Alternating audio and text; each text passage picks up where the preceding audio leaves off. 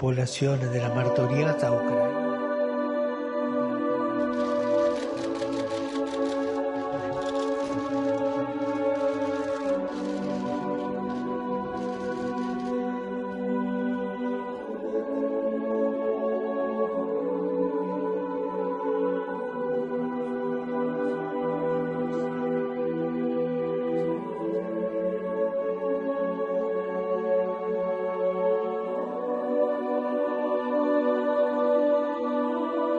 Dari sakitnya beliau kan juga waktu dia dirawat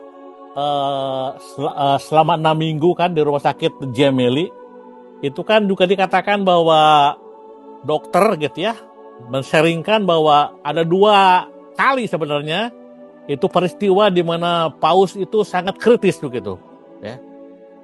Tetapi kemudian minta nasihat kepada Pak Kardinal yang terdekat dengan paus, lalu kemudian lakukan apa yang terbaik ya semaksimal mungkin begitu, sehingga akhirnya ya paus bisa melewati 2 kali masa kritis itu gitu. Walaupun memang selama pasca ini beliau tidak ikut dalam memimpin Ekaristi ya, karena situasi beliau kan memang tidak memungkinkan, karena setelah beliau keluar dari rumah sakit gitu, beliau harus menjalani proses pemulihan 2 bulan begitu, sehingga beliau sangat membatasi diri untuk terlibat aktif gitu, karena beliau juga kan sebagai paus kan juga sebagai kepala negara Vatikan, jadi beliau akan diperlakukan sebagai pemimpin negara kan gitu ya, tentu akan mengikuti juga upacara ritual seperti itu. Walaupun memang Paus Fransiskus sebelum beliau meninggal dia sudah mengutarakan bahwa acara pemakaman beliau itu diharapkan lebih simpel gitu ya, lebih sederhana begitu. Karena beliau pernah mengatakan bahwa saya ingin diperlakukan seperti orang lain begitu. Ya, jadi di sini saya melihat betapa Paus Fransiskus orang yang sungguh sangat rendah hati gitu ya. Dia tidak menempatkan diri sebagai orang yang di atas segalanya, tapi dia ingin gitu ya diperlakukan seperti orang lain, orang biasa begitu.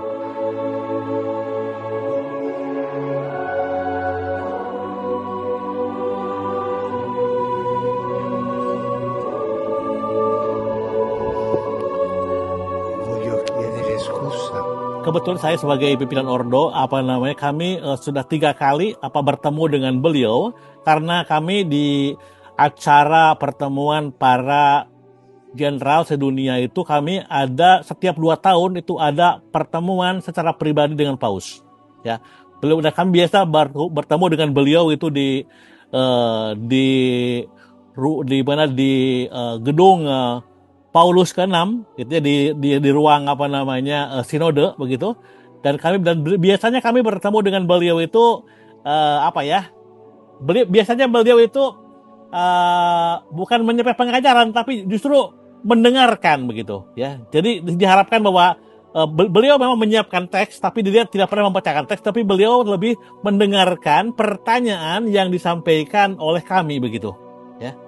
Terus satu seputar kehidupan religius, bagaimana juga kehidupan gereja, bagaimana tanggapan paus terhadap situasi dunia, apa yang diharapkan oleh paus dari kaum religius. Itulah sekitar tema-tema yang memang kami tanyakan kepada beliau. Dan menurut pengalaman saya, beliau orangnya sangat terbuka ya, sangat terbuka, mudah didekati begitu ya, sangat tidak protokoler begitu ya. Dan karena beliau adalah seorang Yesuit, seorang religius, sehingga juga dalam konteks ini sangat perhatian pada kehidupan religius begitu.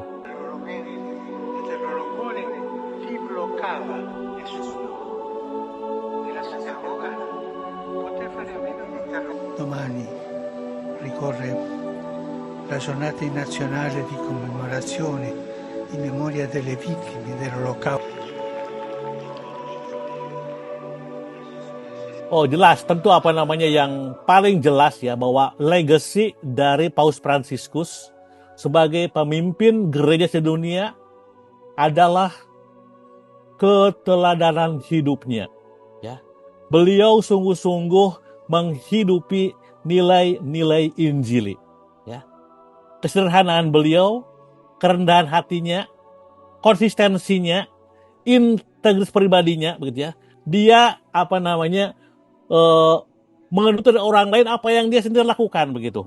Ya, beliau menurut saya sangat menampilkan sosok pemimpin yang humble, ya, melaksanakan kepemimpinan seorang pelayan.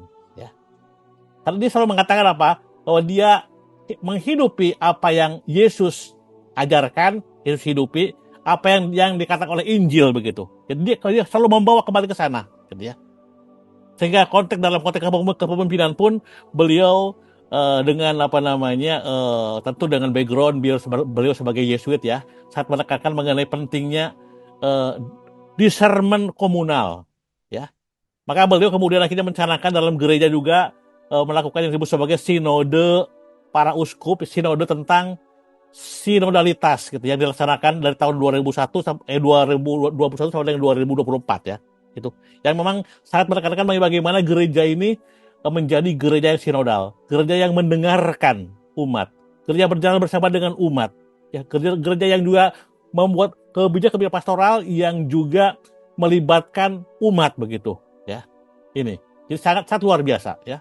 Lalu kemudian beliau juga sangat berani di dalam melakukan gerakan pembaharuan di dalam gereja Katolik. Ya, termasuk juga melakukan banyak reformasi di dalam Kuria Roma. Ya. Kemudian yang sangat menonjol menurut saya adalah bagaimana beliau ini memberikan banyak peran kepada perempuan. Ya. Sekarang ini ada banyak kaum perempuan yang menempati pos-pos penting di dalam dikasteri atau lembaga-lembaga kepausan begitu. Ya. Ini merupakan satu terobosan baru menurut saya di dalam kepemimpinan seorang paus. Ya. Kemudian juga hal penting lain menurut saya dalam konteks Paus Fransiskus sebagai seorang paus, pemimpin gereja sedunia, gitu ya, adalah dia sangat menekankan mengenai yang namanya persaudaraan universal. Ya, dia sangat menekankan mengenai pentingnya ya membangun jembatan yang mempersatukan alih-alih, gitu ya, membangun tembok begitu. Ya, ini menunjukkan sikap beliau sangat terbuka, sangat inklusif, gitu ya.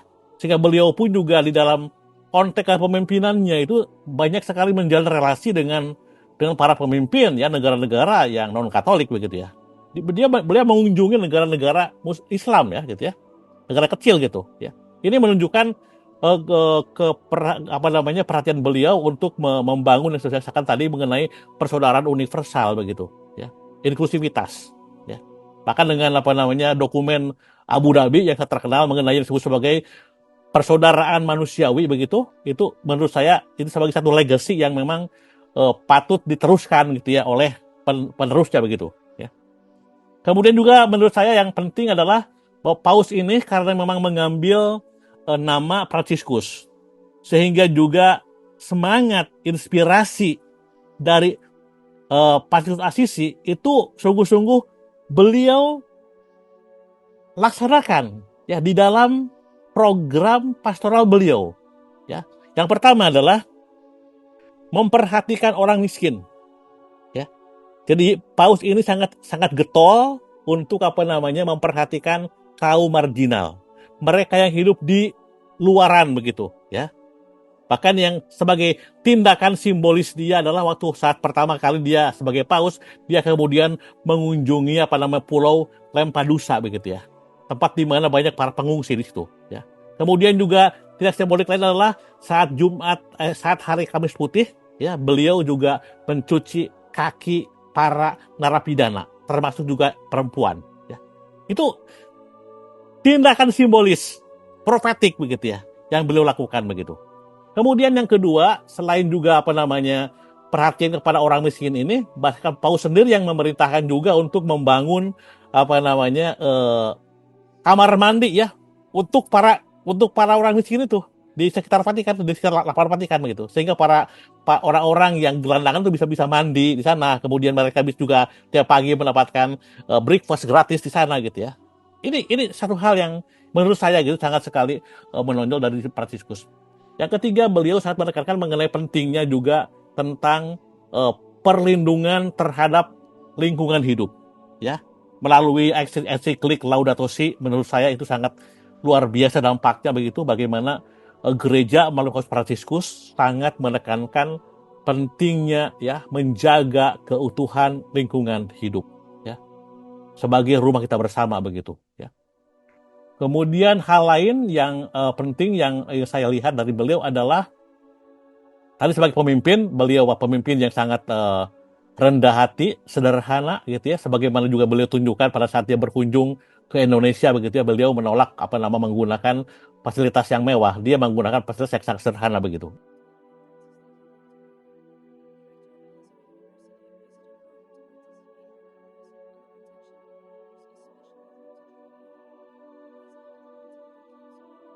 Betul, jadi Paus Fransiskus sangat karena ini juga sama, ini juga merupakan legacy sebenarnya dari Fransiskus Asisi begitu. Ya, itu adalah mengenai memberi perhatian terhadap perdamaian dunia, dialog antar agama begitu. Ya, ini sangat penting. Sehingga beliau sangat keras mengkritik mengenai berbagai tindakan perang gitu. Sehingga saya mengatakan no more war, ya, diciptakan perdamaian begitu. Ya, baik untuk di Timur Tengah gitu ya, di Ukraina gitu ya, dan sebangsanya gitu ya. Paus itu kan setiap tanggal 1 Januari kan juga beliau menulis surat begitu mengenai perdamaian dunia gitu. Kalau kemudian terkait dengan soal orang miskin juga beliau setiap tahun atau mendedikasikan hari Minggu ke-33 sebagai hari Minggu orang miskin sedunia. Yang menarik adalah bahwa pada saat dia membuka pintu suci itu bukan hanya di Basilika Papal ya, artinya yang 4 bukan hanya di Vatikan, Maria Maggiore, Giovanni Lateran sama Santo Paulus di luar tembok, tapi juga dia membuka pintu suci di penjara Rabibia ya, karena dia mau menekankan bahwa belas kasih Allah juga ada di penjara itu. Musulmani, Indi, Cattolici, Copti, Evangelici, ma fratelli. Beliau itu men-sharingkan pengalaman beliau pada saat audiensi mingguan pada hari Rabu gitu ya. Dia mengatakan bahwa masa depan gereja Katolik itu bukan di Eropa, bukan di Amerika, tapi di Asia dan Afrika.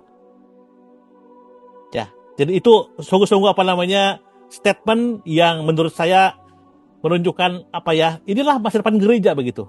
Ya. Bagaimana kita juga menghargai juga yang disebut sebagai mungkin unity in diversity ya dalam konteks ini ya.